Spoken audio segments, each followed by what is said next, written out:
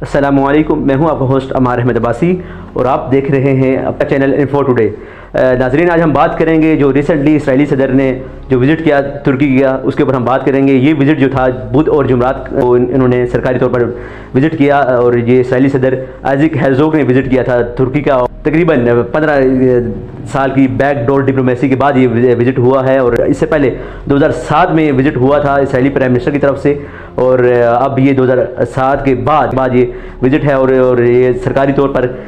2 روزہ دورہ تھا۔ اور اس دورے پر ہم آگے بات کریں گے کہ کیا اسرائیل کے لیے کیا کچھ ہے اور ترکی کے لیے کیا کچھ ہے۔ یہ وہی طیب اردگان ہیں جنہوں نے اقوام متحدہ کی جنرل اسمبلی میں کھڑے ہو کر اسرائیل کی جارحیت کے اوپر بات کی تھی، اور کہا تھا کہ اسرائیل قبضہ کر رہا ہے فلسطینیوں کی سرزمین پر، اور اس بات پر خاص طور پر امت مسلمہ کی طرف سے ان کو امت کا تغرل کا خطاب دیا گیا تھا، نہ صرف پاکستانی بلکہ پوری مسلم امہ کی طرف سے ان کو پیار اور محبت کا اظہار کیا گیا تھا ان کے ساتھ۔ اور آج سے 100 سال قبل سلطان عبدالحمید ثانی نے جب اس وقت سلطنت عثمانیہ جب قرضوں میں ڈوب چکی تھی، تو اس وقت جب ان یہودیوں نے اسرائیلی جو یہودی تھے جو چاہ رہے تھے کہ یہاں پر فلسطین میں کہ اسرائیل یعنی یہودیوں کے لیے ایک ملک آباد ہو، اس وقت انہوں نے کہا تھا، اور اس وقت انہوں نے آفر کی تھی سلطان عبدالحمید ثانی کو کہ ہم سلطنت عثمانیہ کا سارا ہم قرضہ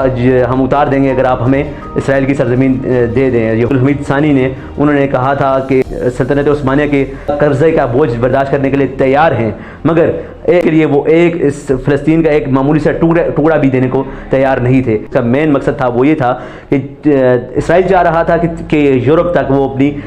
گیس پائپ لائن بچھا سکے، مگر اس کو اوبویسلی ان کو ایک برج کا کام کر رہا تھا وہ ترکی تھا، اور ترکی کو اس چیز میں راضی کرنے کے لیے شمولیت کے لیے اس کی رضامندی ضروری تھی، اور ترکی بھی چاہ رہا ہے کہ وہ بھی اس چیز سے فائدہ اٹھائے، اس کی گیس پائپ لائن سے جو اسرائیل سے ترکی اور ترکی براستہ یونان اور یونان تک یہ یورپ کے جو تمام ایریا ممالک ہیں وہاں تک یہ اسرائیل اپنی گیس پہنچا سکے گا۔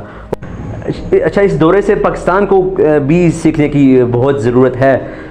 سوشل سائنسز میں 2 قسم کی چیزیں پڑھائی جاتی ہیں، ایک ہوتی ہے سبجیکٹیو اور ایک ہوتی ہے نارمیٹیو۔ یاد رکھیں کہ سبجیکٹیو یہ ہوتی ہے کہ لیٹ سپوز جس طرح ابھی وزٹ کیا اسرائیلی پریزیڈنٹ نے، تو آپ اس چیز کو اسی طرح پریزنٹ کریں اور اس کے فائد یا اس کے نقصانات نہ بتائیں، اور نارمیٹیو یہ ہے کہ آپ اس کو اس کا پہلو بتائیں، اس کے جو بھی اس کے فوائد ہیں نقصانات ہیں ان کو بتائیں۔ خاص طور پر پاکستانی عوام جو بہت ہی جذباتی ہیں ان کو اس چیز سے سیکھنے کی ضرورت ہے، اور پاکستان کی جو فورن پالیسی ہے اس کو بھی تھوڑا سا چینج ہونے کی ضرورت ہے۔ اوبویسلی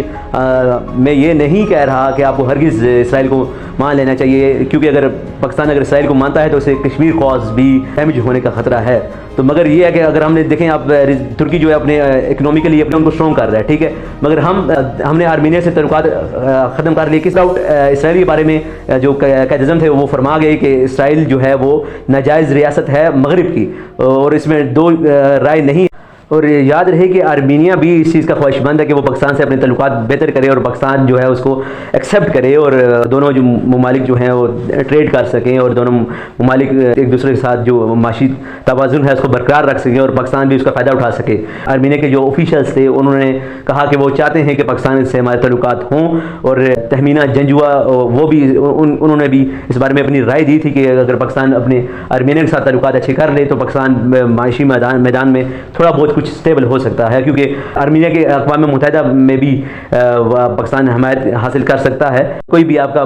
پکا دوست نہیں ہوتا، یا کوئی بھی آپ کا پکا دشمن نہیں ہوتا، یا آپ کے اپنے ذاتی مفادات ہوتے ہیں جس کی بنا پر آپ اپنے دوست یا دشمن کا انتخاب کرتے ہیں۔ So thanks for watching the video, and please do follow us if you like our video, and subscribe our channel, and for